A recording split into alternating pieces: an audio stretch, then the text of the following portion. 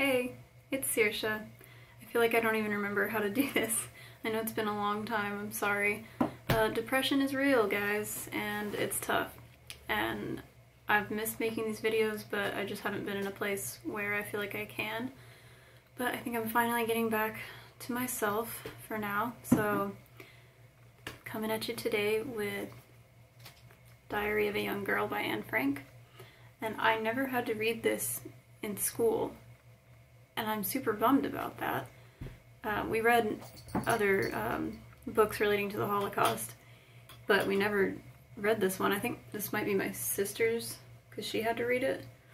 But I wish that I had. Again, I feel like school failed me. It's another classic that I didn't get to read in my formative years. So, I loved this. I read it very, very fast. And, you know, some people might think, oh, hey, Caddy. Might think this is so depressing. Why do you want to read it? No, it's a teenage girl, in her own words, dealing with the most unthinkable situation possible.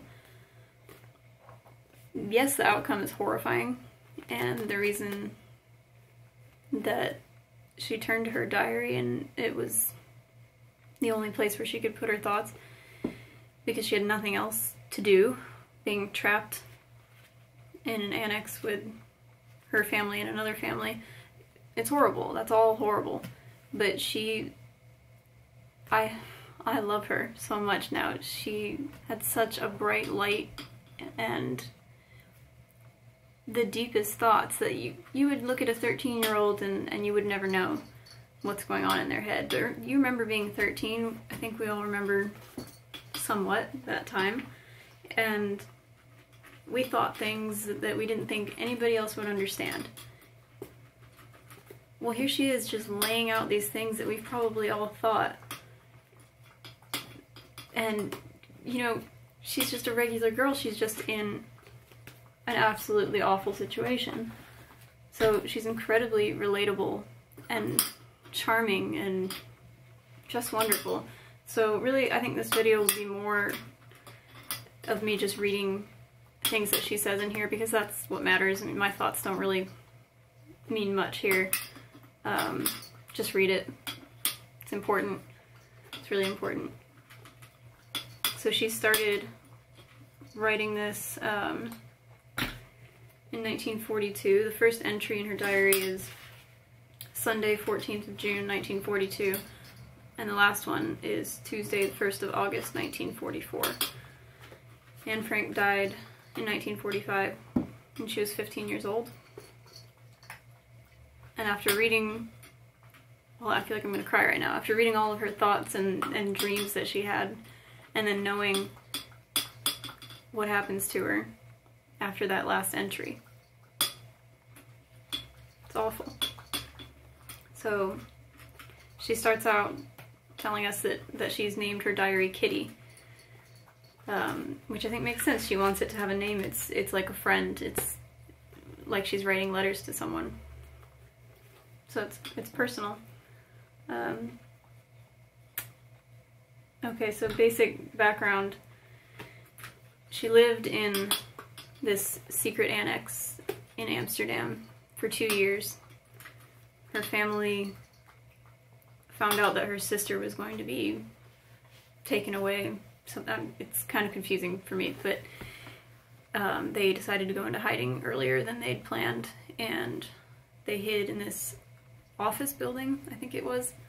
Excuse me, Caddy.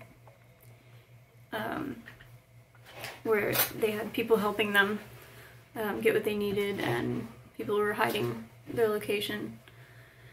So it was like, oh, I should say I've been to the Anne Frank house in Amsterdam. I went with my mom a few years ago. And it is a harrowing experience. Everybody's completely quiet, and it's not like a museum where you would normally like just mill around and look at the walls. People, I mean, you could have done that, but people were just, they were just like single file, slowly going around room to room to room, just in awe and horror, looking at all the information, and then, you know, her room where she had all her pictures of celebrities hung up.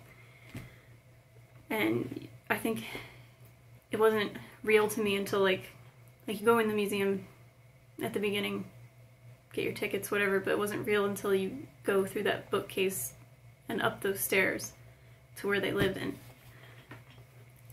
It's just insane.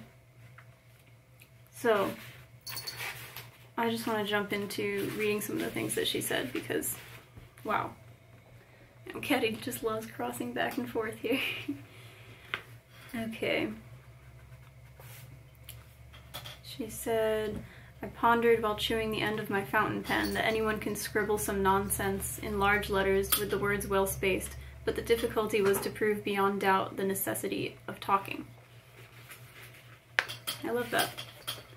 She makes a lot of little, like, just nice observations. She makes witty remarks. She makes really profound remarks. So I've got quite a few. Anyhow, I've learned one thing now. You only really get to know people when you've had a jolly good row with them. Then and then only can you judge their true characters. Which I think is kind of true. You start getting to know someone and they show you the best side of themselves, but then when you see their angry side come out, it's the way that they deal with their frustration that shows you the type of person they are. My treatment varies so much. One day Anne is so sensible and is allowed to know everything, and the next day I hear that Anne is just a silly little goat who doesn't know anything at all and imagines she's learned a wonderful lot from books. I'm not a baby or a spoiled darling anymore to be laughed at whatever she does. I have my own views, plans, and ideas, though I can't put them into words yet. Oh, so many things bubble up inside me as I lie in bed, having to put up with people I'm fed up with who always misinterpret my intentions. That's why in the end I always come back to my diary. That is where I start and finish because Kitty is always patient. I'll promise her that I shall persevere in spite of everything and find my own way through it all and swallow my tears. I only wish I could see the results already or occasionally receive encouragement from someone who loves me. Don't condemn me. Remember rather that sometimes I too can reach the bursting point. One thing I love about her is that she's incredibly self-aware, and you can see this evolution that she experiences as she's trapped in the annex. She starts out, you know, she sounds a lot more like your typical teenage girl who's thinking about boys and school, and as time goes on she gets more and more serious, but you find out that that serious side was always there, and that it depends on who she's interacting with and what people think of her, if she feels comfortable enough to allow her serious side to come out.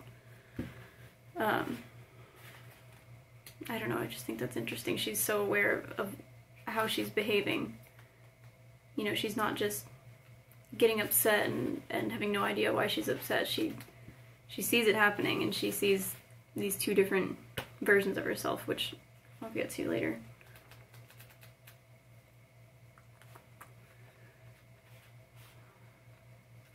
Okay.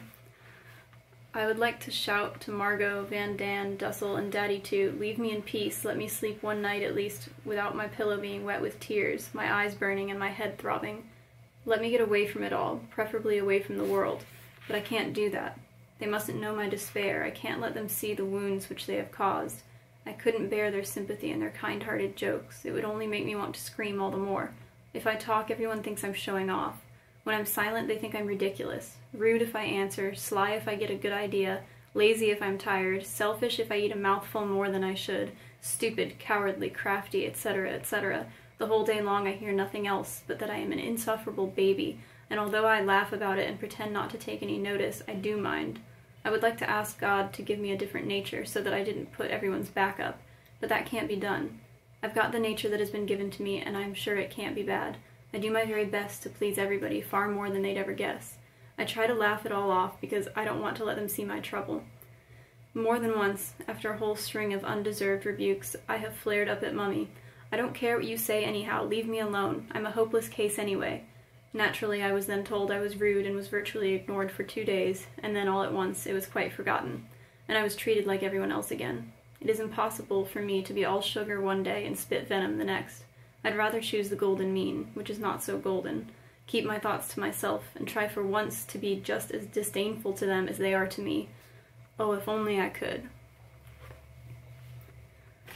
Not only is she so aware of everything, but she's also just a good writer. And for being so young, being so able to put your words down on paper like that, it's amazing.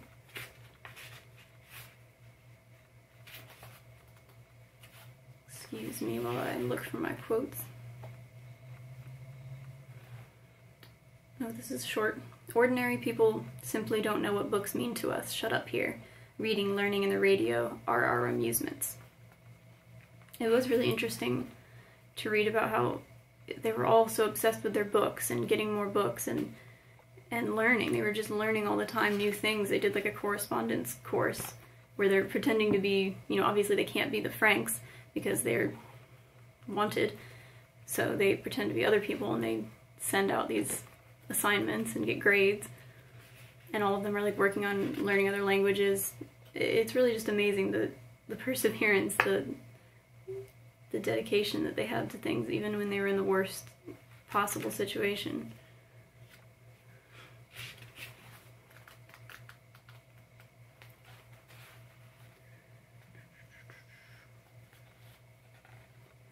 At such times, Daddy, Mummy, and Margot, her sister, leave me cold. I wander from one room to another, downstairs and up again, feeling like a songbird whose wings have been clipped and who is hurling himself in utter darkness against the bars of his cage. Go outside, laugh, and take a breath of fresh air, a voice cries within me, but I don't even feel a response anymore. I go and lie down on the divan and sleep, to make the time pass more quickly, and the stillness and the terrible fear, because there is no way of killing them. She paints a really good picture of what it's like to just do the same thing every single day and be trapped indoors. So you can see this shift as she becomes really obsessed with nature because she doesn't have it anymore.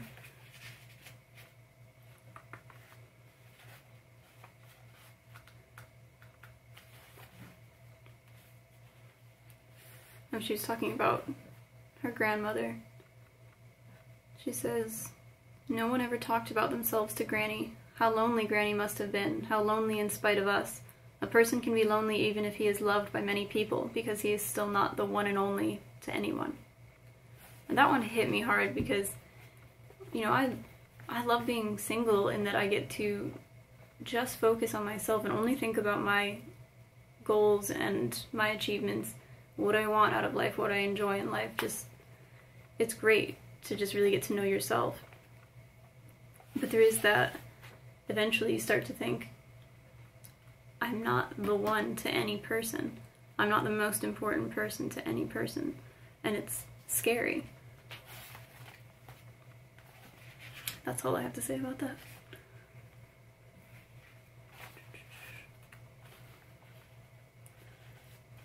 Some of these are very long. I should have gotten some water.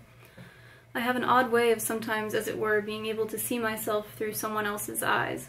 Then I view the affairs of a certain Anne at my ease and browse through the pages of her life as if she were a stranger.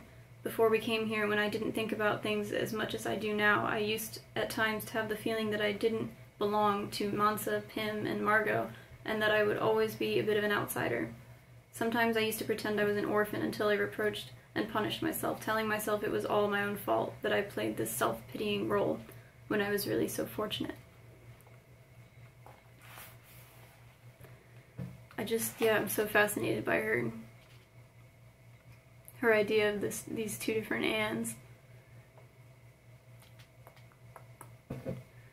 I'm the type who's very into books that are just character studies, so it makes sense to me that I like a diary, because it is just one person's journey of themselves. It's not like a lot happened while she was in the secret annex. Nothing could happen. It was the same routine every day. So it's such an internal journey, and that is exactly what I like in fiction, and now I guess in nonfiction. So yeah, makes sense.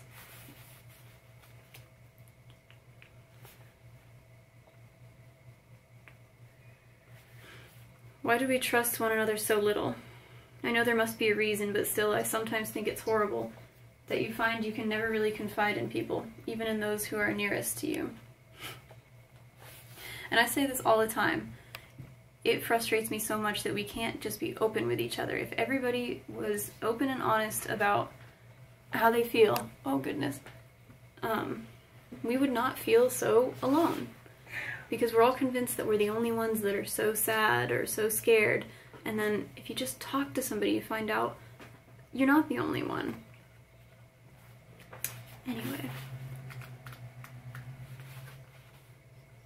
The best remedy for those who are afraid, lonely, or unhappy is to go outside, somewhere where they can be quite alone with the heavens, nature, and God, because only then does one feel that all is as it should be, and that God wishes to see people happy amidst the simple beauty of nature.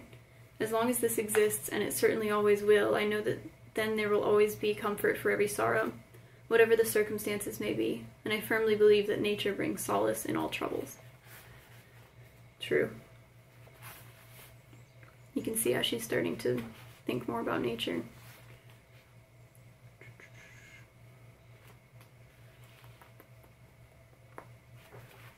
Oh, this was good. Do you know what Mummy's advice was? She should try to think of all the other people who are in trouble. What is the good of thinking of misery when one is already miserable oneself? I've never liked that argument that parents give when a kid is upset. Oh, why don't you just think about all the people who have it worse than you?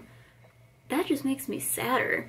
It doesn't help, because your pain, it doesn't exist in comparison to somebody else's pain. It's valid no matter what other people are going through. There's no scale that says you can't be sad because you're not at this point on the pain scale.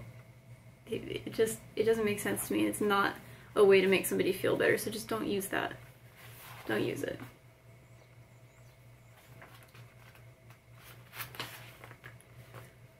I want to go on living even after my death, and therefore I am grateful to God for giving me this gift, this possibility of developing myself and of writing, of expressing all that is in me.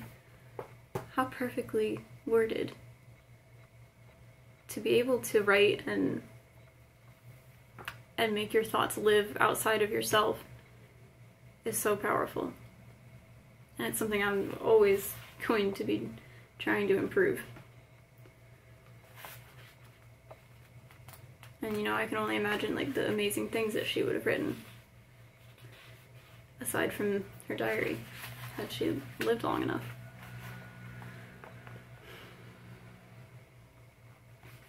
She doesn't comment too often on what's going on with the war, or politics, but she does occasionally.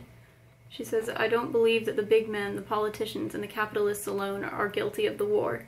Oh no, the little man is just as guilty. Otherwise, the peoples of the world would have risen in revolt long ago. There's in people simply an urge to destroy, an urge to kill, to murder and rage, and until all mankind without exception undergoes a great change, wars will be waged, everything that has been built up, cultivated, and grown will be destroyed and disfigured, after which mankind will have to begin all over again.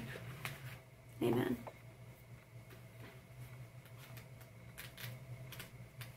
I'm running out of time.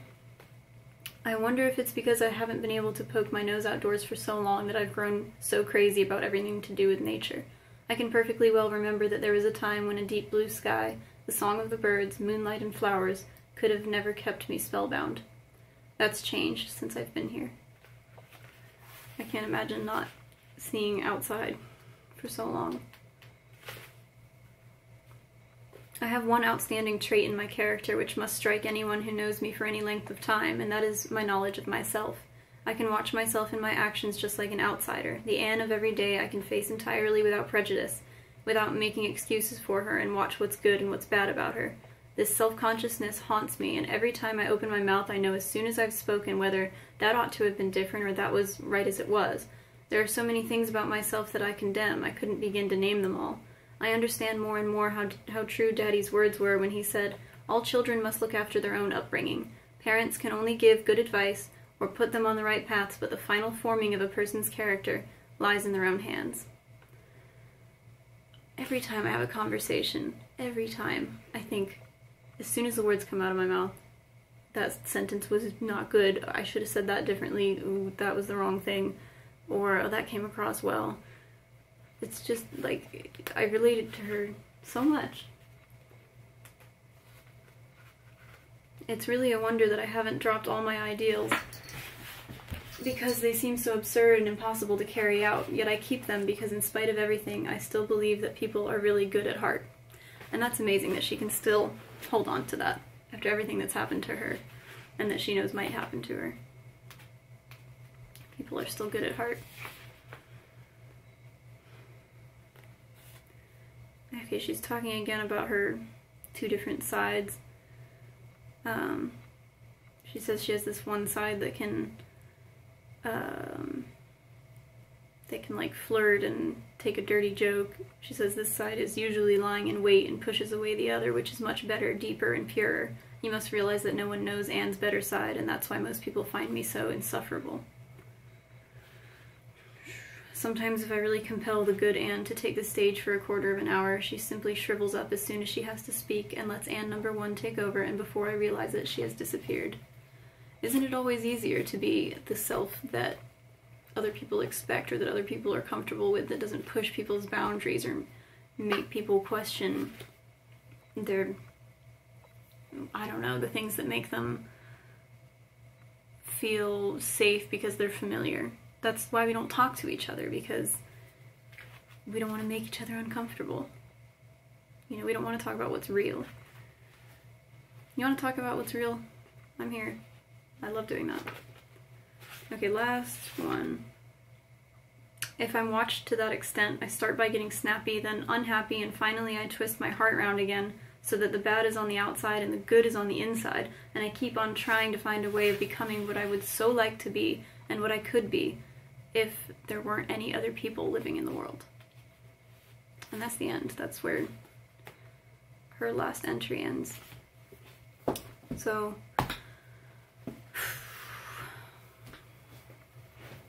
I just feel like being quiet after that. It's, again, it's a really important book. Just read it. I'm happy to be back making videos. Hopefully I remember how to upload. And I am managing to read 4 books a month. It's happening.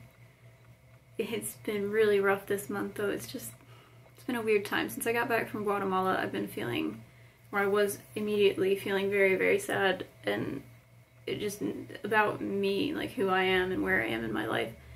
And it's been tough to get past it. And you never really, you know, with clinical depression, you're never really past it. And people will tell you, oh, smile, you're fine. Don't talk to people like that. It doesn't help. So, anyway, there are always things to be excited about if you look for them. Next week, I'm going to Mexico City, and I'll be bringing a book with me, and I'll be excited to talk about that one. And I've got a few others that I've read this month that I want to talk about. I won't get to everything. I guess I'll talk about this next time, but I did read some other books that I decided I'm not going to do videos for every single one, because either I don't have enough to say, or I just don't feel like it. There's not enough time. So just the ones that I really feel more strongly about. Or I don't know, maybe I don't feel that strongly. It just depends on my mood if I feel like making a video about it or not.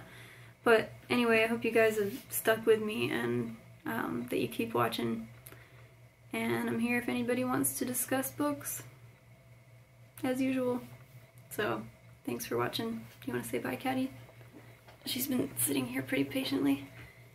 Bye-bye. See you next time.